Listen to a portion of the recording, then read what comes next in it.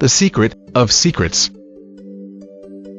The just announced Nobel Prizes for both chemistry and physics have gone to research related to the carbon atom. The Nobel Prize for Chemistry went to 3 scientists for developing a toolkit to manipulate carbon atoms, while the Physics Prize has gone to 2 Russian-born physicists for their study on the remarkable properties of graphene, an ultra-thin form of carbon. While announcing the Nobel Prize for Physics, the Royal Swedish Academy of Sciences stated, "Carbon, the basis of all known life on Earth, has surprised us once again." They do not realize how loaded their statement is. For what we have seen in graphene is only a small glimpse of the wonders that carbon is capable of, especially what awaits us in the very near future. Before we reveal the form of carbon that is going to change every aspect of our lives, so completely and so drastically, let us bring to your attention a few other related occurrences that have been making the news in the past weeks.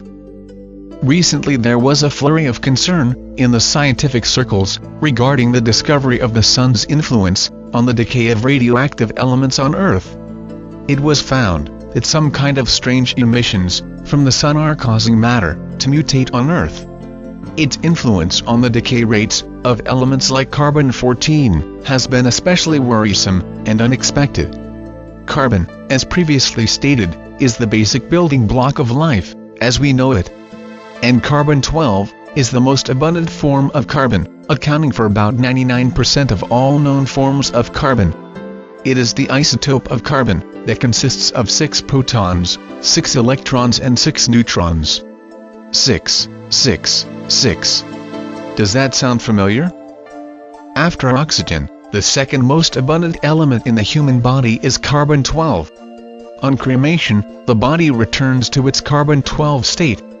After hydrogen, helium and oxygen, which are all gases, carbon-12 is the most abundant element in the universe. Carbon-12 is also one of the 5 elements that make up the human DNA. Thus carbon-12 is indeed the most crucial element as far as life as we know today is concerned. This is probably what the writer of the Revelation meant when he said that 666 was the number of man, or number of the beast. It is the number of carbon-12, which is the basis of man's physical body, which ties him to the physical universe.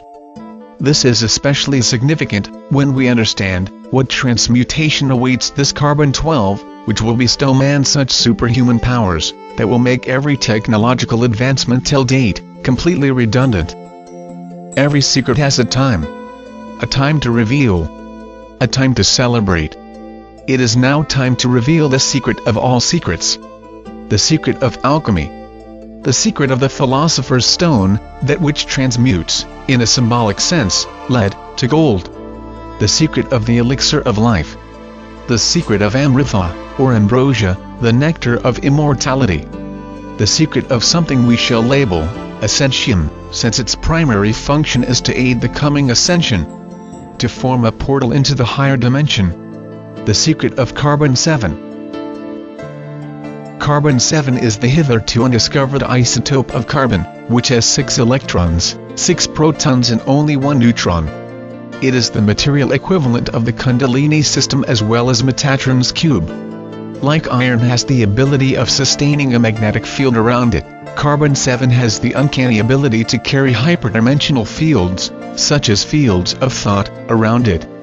Thus it can amplify thought and other hyperdimensional fields, just as the iron and copper in a transformer can amplify magnetic fields.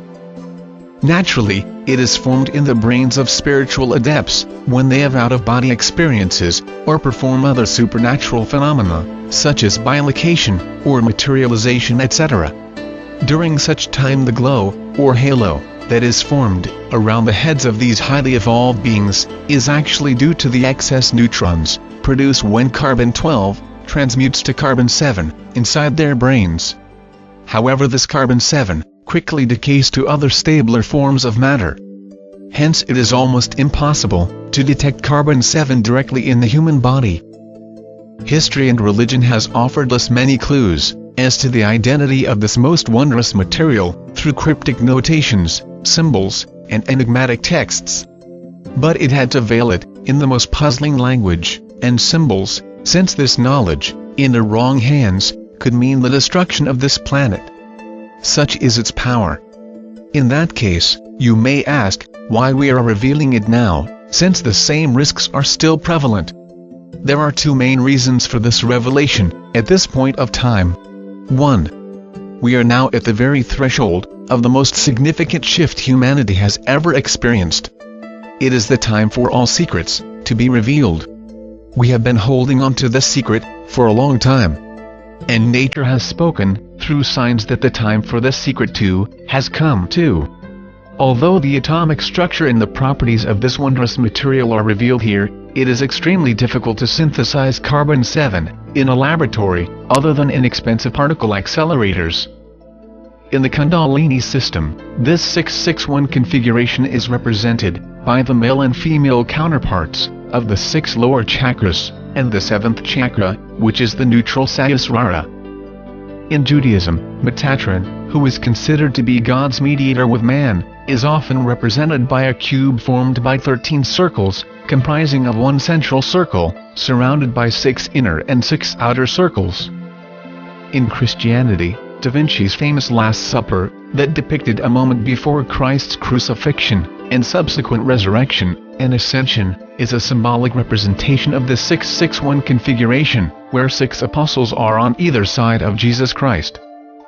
It is interesting to note that both Kundalini, Metatron, and Christ are vehicles of ascension, albeit in different spiritual systems. This knowledge is known to advanced civilizations beyond our planet, who have been watching over us for millennia. The release of this information, at this point of time, is also meant to accelerate disclosure. This knowledge, with the power to amplify one's mind, will make all technological progress and economic systems completely redundant, since in the age of manifestation and abundance that awaits us post-2012, technology and money will have no meaning. In the period post-disclosure, the conditioning of man will take place, during which time the collective mind of man will undergo a quantum shift to expansiveness. A critical mass of humanity will cross over from an egocentric, material life to an egoless, love-filled, and spiritual life. The sun's activity during this time will ramp up. The final transmutation that will be affected by the sun will be the transmutation of the carbon-12 in human DNA into carbon-7. This will empower man to survive the final double cataclysm of the super flare pole shift and migrate to the higher dimensional new Earth. This is a timeline that we must realize.